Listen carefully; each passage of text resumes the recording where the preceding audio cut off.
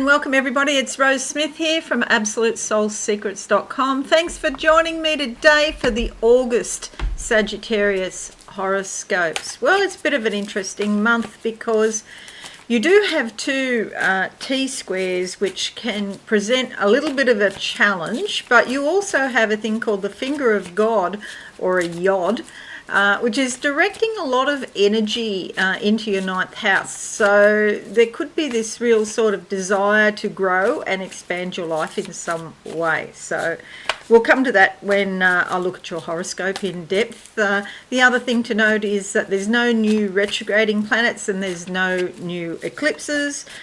Jupiter went retrograde on the 28th of July.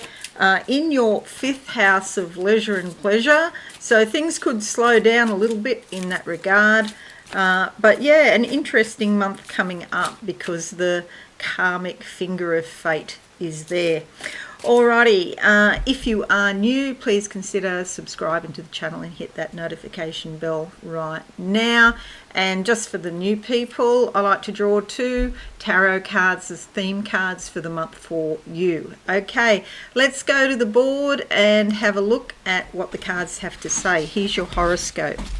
Okay, we'll come to that, but the cards first. Now, the first card can be considered the first half of the month if you want to think in terms of time. And I've already pre-shuffled, but let's see what comes up, and I'll go with that one on top. Closing my eyes now, what do I see? Bingo. Motherhood, nurturing, taking care of others, pearls around your neck, which means that a lot of wise words are coming out of your mouth. There you go. And we have the Ten of Cups, which is about motherhood and nurturing. It's also the realm of the child. You could be having more to do with children. It could be that your inner child is calling you for something. But you have Jupiter there, which is bringing the world of the child closer to you and expanding your creativity and your need for fun and happiness and all of that. But retrograde, it will be retrograde for a few months, so that could slow down a bit.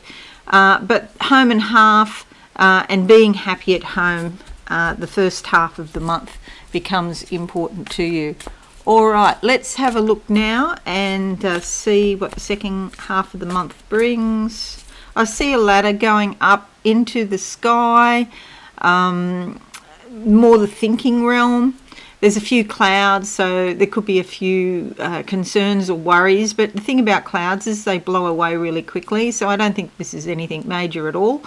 Then something about creative projects. I'm seeing like a loom weaving cloth and the fabric of your life, so to speak, and so you might be feeling more creative than usual.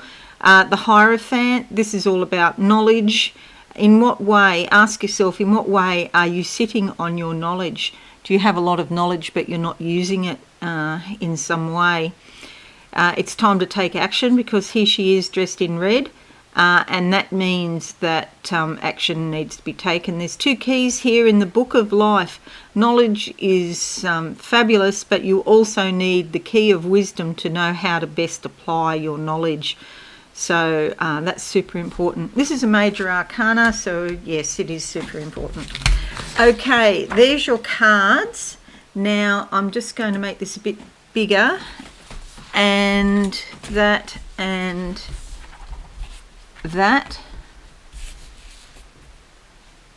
can go like that. Right, okay, hopefully you can see what's happening. So ruler Jupiter continues. I just talked about that. The two T-squares are here between Mercury communications and Saturn, bringing sort of structure and perhaps some restrictions or limitations, and Uranus and then Mars. Okay, so Uranus, there might be some wild, crazy ideas that you have, especially regarding your health, your well-being, your everyday habits, or perhaps your work. and it's not good to stifle that or try to stifle that Uranian energy, but at the same time you need to think about things before you go wildly rushing into changing everything. Excuse me, coughing. Then we have Mars bringing a lot of energy to that area of your life as well. But T-squares represent a challenge, but they're not challenges that you can't win at. They're challenges to get you to grow, to stretch you a bit. And so there's sometimes some tension with that, of course. But when you overcome these challenges, then you'll be so much better off because you'll be stronger for the experience. Here's the Yod, the finger of God I was talking about, up here to Mercury. Communications in your 9th house around how you grow your life, whether that be through your spiritual practices or whether that be through higher study of some description. The 9th house is known as the house of the higher mind. And so you may well be thinking about studying and maybe even some sort of formalised study. It's also connected with travel and other countries, and so you might be thinking of travelling as well. And with the finger of fate or the finger of God, it's like it's fated or destiny in some way. All right, let's have a look now in depth. The 29th of July to the 2nd of August brings Mars sextiling Venus. This is lovely because your love relationships and your friendships are more affectionate and warm, and you might, receive some loving or very warm gestures of friendship from other people. And those feelings that you feel yourself towards others, you'll want to express them and show them in some sort of physical way. It's actually a fabulous time for a new romance or a friendship. You might meet someone special. The 31st of July to the 3rd of August, Mars conjuncts Uranus, which I was just talking about here. Yeah, so you could be a little bit rash. There could be a lot of wild, crazy ideas coming into your mind. Do watch for recklessness and impatience as well. These two can what's called conjunct 1840 and 1843. So they're very close together and their energies are blending and even amplifying in some way. And so it's not a time to try and squelch your excitement. Maybe write down all of your crazy ideas and then look at them later to work out which ones actually have legs so you can manifest them. But yeah, have a brainstorming session, even with friends, sit down there and write down every crazy idea you've ever thought of, and you might find some nuggets of gold in there as well. 2nd of August to the 25th of August, Mercury moves into your 10th house here, bringing your career or your vocation into focus, or perhaps your life direction if you're not working. Maybe if you're not working, you might be retired, for example. You might be thinking about getting a part-time job, not only from the money side of it, but with something to do, that piques your interest. And so there's a lot of communications and discussions about this. It's a very fruitful time to talk to people that are in some sort of position that can help you, because they will help you. 12th of August sees a full moon in Aquarius, which is here, your 3rd house, shaking up, bringing a bit of turbulence to your communications and perhaps your studies. There's something also about your local area or your siblings or distant family members, such as cousins. There could be some strange communications with the full moon there, particularly to do with women, okay? So your female relatives, so just, watch that. You might also find that you're thinking of the past and you're feeling a bit more nostalgic and thinking about when you were a child and things like that. Just remember that these are things that happened in the past, or these are things that are coming out of your subconscious. Sometimes they're not all that relevant to your present situation now, but you remember them because there's some little link there that you need to look at. 10th of August to the 4th of September, Venus moves into your 9th house here, bringing a beautiful, flowing, harmonious sort of energy where you might be attracted to foreign cultures or art or exotic people that are quite different to you in some way. It's a great time for a vacation, particularly if you can go somewhere you've never been before. And it's also a great time for spiritual and philosophical meetings with other people or with friends. And you could meet someone special there that opens up a whole new dimension of life. 10th of August to the 13th of August, Mars sextile Neptune. This is not a time when you really feel very ambitious. You're sort of more content to go along with the flow, most probably here.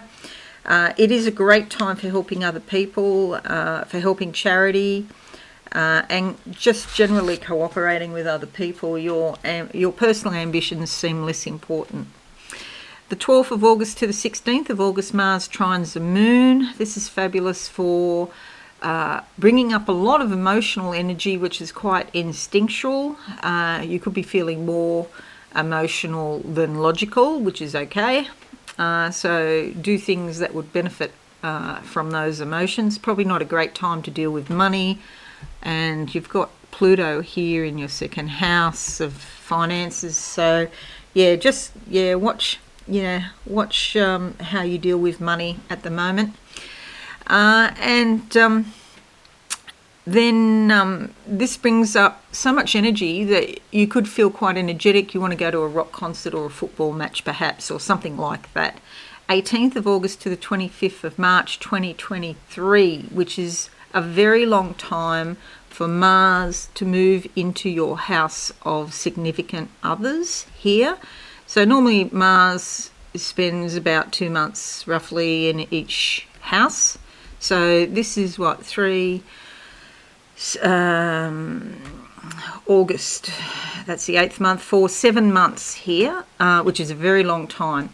And so with Mars there, you're full of drive and you're full of ambition, your own ambition, but you probably don't feel like compromising with significant others. So if there's any tensions or any issues in relationships that haven't been dealt with, they probably come up now. They'll probably boil over. So do watch for irritability, impatience and arguments. Okay, it's a very heavy Mars month, August, and so people could be sort of spoiling for a fight. So yeah, you can avoid these arguments because you'll see it coming if you pay attention. Okay, so 18th of August to the 21st of August, Mars opposition ascendant. Yeah, again, that adds even more energy to the mix because this is quite, can be quite aggressive, or there can be conflicts. It could be issues about power and control, disputes, especially to do with significant others, your husband, your wife, your business partner, the person that you've been in a relationship for a long time. But on the other hand, if you've had a casual sort of relationship or some sort of non-committed relationship, you might find that now's the time to do something and you just sort of decide that's enough is enough. I'm, going to take this to the next level, and you might actually do something about it. So it can have benefits as well. None of the planets are totally positive or totally negative. So Mars gives you the energy to go after somebody or after a relationship and get it more onto what you want, basically. 21st of August to the 22nd of September, Sun in your 10th house here of general life direction and vocation. This is beautiful because it brings insight and awareness. It brings comfort and security around your career. Your reputation could be glowing for others to see.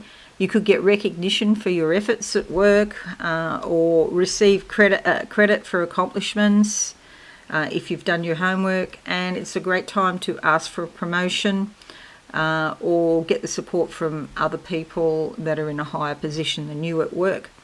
24th of August to the 23rd of September, Mercury in your 11th house here, so it's moving from the 10th to the 11th, brings a lot of communications, especially around friends, groups, associations. You might be involved in some sort of planning committee. And even if you don't belong to a group, you have a sort of advanced sense of community, perhaps in some way. Your community becomes more important and you want to contribute to the world, generally speaking, and meet new people. So it is a good month for meeting new people. And then we have 27th of August, the new moon in Virgo, which is also in your 10th house of general life direction and vocation. So this brings a new start, maybe a new start to your career or to your long range goals, something you want to do in the future. And you might find that your life becomes more public in some way, so do be careful online, that you're not oversharing. People will read between the lines and see what they want to see. So just be aware of that, because the more private side of you comes out into the world. 31st of August to the 2nd of September, we finish the month off with Venus conjunct Mercury, and this brings beautiful, polite tone, a peaceful tone to your communications. You could use charm or humour to get your point across, and you're likely to be feeling quite friendly. You make a favourable impression on other people. You could also be feeling quite artistic and creative, and the only sort of possible downside is serious mental work is sort of not on your list. You put it off to another day, which that's okay, because your mind is more on lighter subjects or matters of the heart. Okay, so that's your horoscope. I hope it's useful for you. Thanks so much for watching, Savvy Sagittarius. Have a wonderful month, and if you are new, subscribe and be alive and hit that notification bell right now. Okay, I'll catch you again soon. Capricorn will be next. Okay, see you later. Bye. Thanks so much for watching. Please visit my website absolutesoulsecrets.com for all things spiritual. Have a lovely day.